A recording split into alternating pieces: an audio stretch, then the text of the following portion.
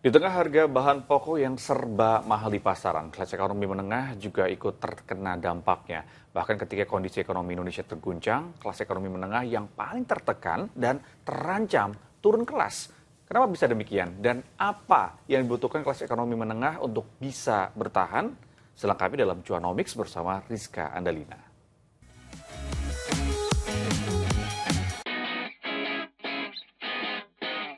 Hai Cuanomics di sini, apa kabarnya di sana? Terutama kamu yang termasuk dalam kelas ekonomi menengah. Iya kamu, gimana kabarnya? Tetap semangat ya, walaupun isi dompet tuh rasanya cepet banget habisnya. Tapi sebelumnya kita samakan dulu nih persepsi siapa aja yang masuk dalam kelompok kelas menengah. Kalau menurut Bank Dunia, kelas ekonomi masyarakat itu bisa dibagi menjadi beberapa kelompok berdasarkan jumlah pengeluaran per bulannya. Dimulai dari kelas miskin, itu pengeluarannya kurang dari Rp354.000 per bulan. Lalu ada lagi kelas rentan, itu pengeluarannya Rp354.000 hingga Rp532.000 per bulan. Sementara calon kelas menengah itu pengeluarannya dari Rp532.000 hingga Rp1,2 juta per bulan. Dan yang kelas menengah itu pengeluarannya Rp1,2 juta hingga Rp6 juta per bulan. Dan kelas atas itu baru pengeluarannya lebih dari Rp6 juta per bulan.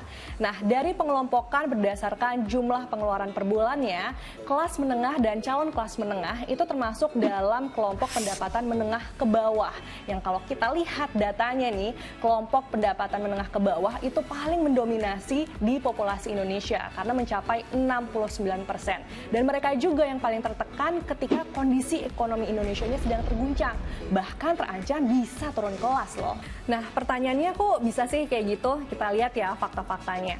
Menurut survei konsumen Bank Indonesia di bulan Mei 2024 dibandingkan bulan sebelumnya nih, rata-rata proporsi pendapatan untuk konsumsi memang menurun dari 73,6% menjadi 73%. Lalu proporsi pendapatan untuk membayar utang atau cicilan itu meningkat dari 9,7% menjadi 10,3%. Sementara itu, proporsi pendapatan untuk disimpan atau ditabung angkanya stuck alias mandek di 16,6%. Oke, selanjutnya kita lihat data dari tahun ke tahunnya nih ya. Menurut survei konsumen Bank Indonesia per 2017 hingga 2023 dengan respondennya yaitu kelas menengah dan calon kelas menengah. Bisa kita lihat datanya bahwa porsi pendapatan yang digunakan untuk menabung itu telah menurun.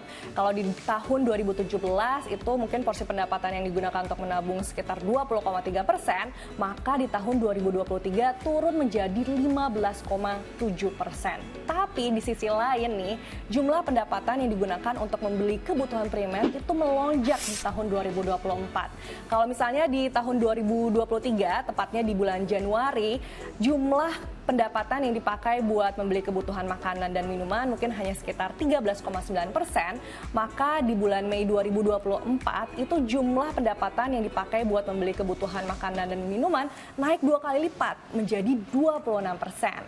Nah, itu tandanya apa coba? Berarti nih memang semua harga lagi serba mahal.